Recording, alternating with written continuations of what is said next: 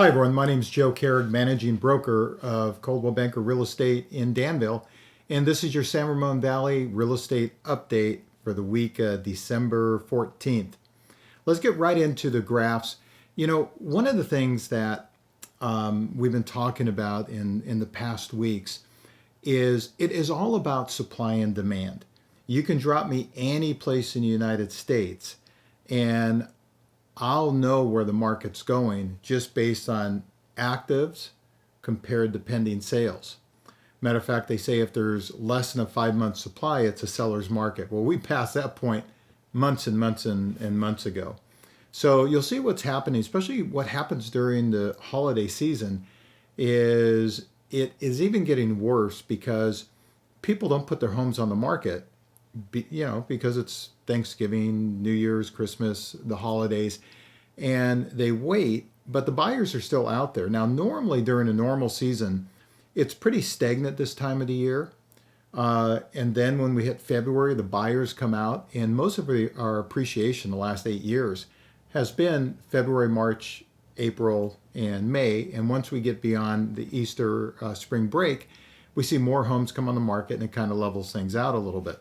Well, what we have basically, this year is we've been in like a spring since June 1st, where there's been a lack of inventory, a lot of demand, and the demand is based on a lot of different things. It's based on obviously people wanting to move out to the suburbs, the historically low interest rates. I mean, the interest rates have broken records 14 times this year. They just keep going lower and lower. And we'll talk a little bit about where we think hopefully the market might slow down a little bit so we can add a little bit more inventory. Because if you're a buyer, it's a tough go out there if you're looking for a certain property. If you're looking for that single family home with a lot of bedrooms and a big backyard, then it's really tough out there. If you're looking at townhouse and condos, which haven't really appreciated the last 3 years, great opportunities out there. So let's look at the San Ramon market first.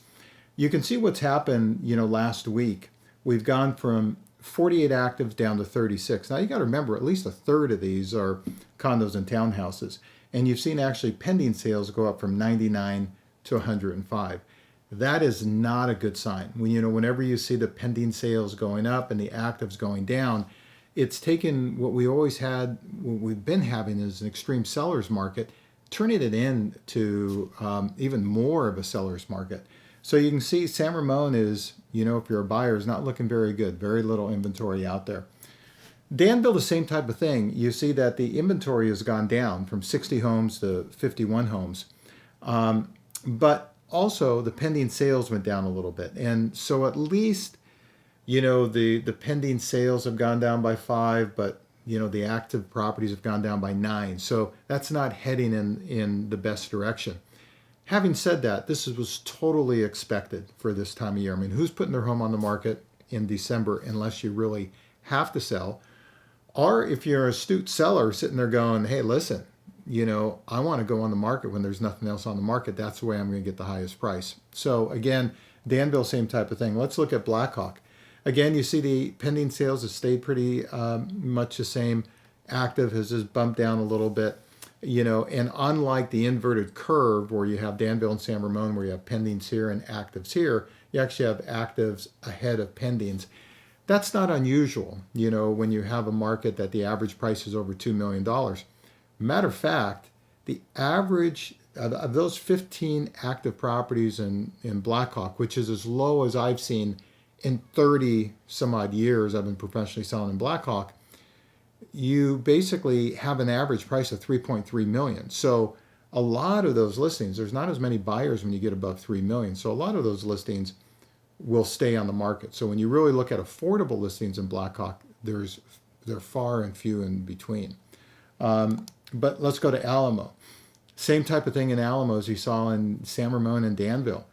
Look at the pending sales. I mean, the active properties going from 28 to 22, and the pending's going from 25 to 27. So what you have for the first time I've seen in Alamo, again, with an average price of over $2 million, there are more pendings than there are active properties.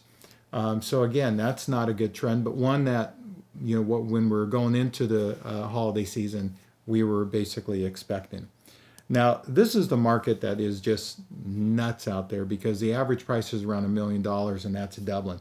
Look at that, 96 pending properties, 22 active properties. In all of Dublin, there's only 22 active properties, and there's some new home developments in Dublin that some of those are new homes that aren't built and aren't ready. A lot of them are condo townhouses.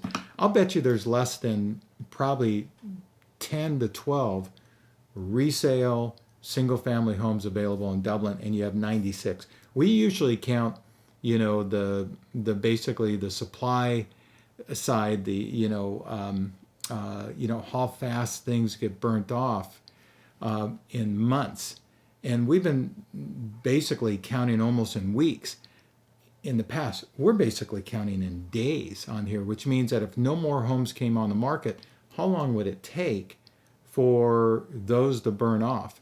And I mean, we're literally probably talking about days and not weeks in Dublin, because again, entry-level market, average price $1 million. So when you go into the sold price to list price, no surprise here. Getting multiple offers on almost everything that sells. So you can see in San Ramon, Danville, Blackhawk, Alamo, and Dublin, everything is selling between 100 and 105% of asking. Now, when you take like in Blackhawk or Alamo, when the average price is $2 million, that's $100,000 over asking. And even in Danville, the average price is over $1.5 million. You basically see the same thing. I mean, at the average sale is happening about $100,000 over asking. So you got to know that there's a few out there, condos, townhouses, and a few homes getting around asking price. So there's some that are selling literally hundreds of thousands of dollars over asking. So it's a tough market out there right now if you're a buyer. But what we're basically seeing, and people ask, so Joe, when does it slow down? Well, I've never seen anything like this, and now going into my 43rd year of professionally selling real estate, selling through 5 recessions. Where does it go from here? Well, the only thing that I can see where this market settles down a little bit is when they announced the vaccine, last month, you actually saw the 10-year Treasury tick up a little bit. And interest rates follow the 10-year Treasury, and they ticked up just a bit, but then they came back down. So if we see a successful launch of the vaccine, but again, they're not talking about late spring, the early summer before it really gets out there, besides the frontline workers and those that need it the most, which should get it first, then we're going to be looking at, this type of thing. Because if the vaccine comes out and it's successful, you might see the interest rates tick up a little bit. And, even going from, 2.75 to 3 or 3.25, you said, well, that's not basically, a whole lot. But it is a lot from the standpoint because what's been driving the prices up is interest rates have gone down. So literally, 6 months ago when the interest rates were a little bit over 3%, you could buy a home today with the interest rates dropping 0.5%, you could buy a home for $100,000 more and the affordability would be the same. But it's like a rubber band stretching, as prices go up, as interest rates start to basically, go up, then you're going to have a situation where that rubber band is going to stretch. So anyway, look for updates. I'll be sending you constant updates. If you like these videos, please tap the like button and hit the subscribe button and click on the bell to receive alerts on new videos as they come out. We will be doing an update on 2021, where we think the market's going, and also on Prop 19, transferring the taxes. So again, as we go into the Christmas holiday season, happy holidays, Merry Christmas. May God bless you and your family. Have a great one.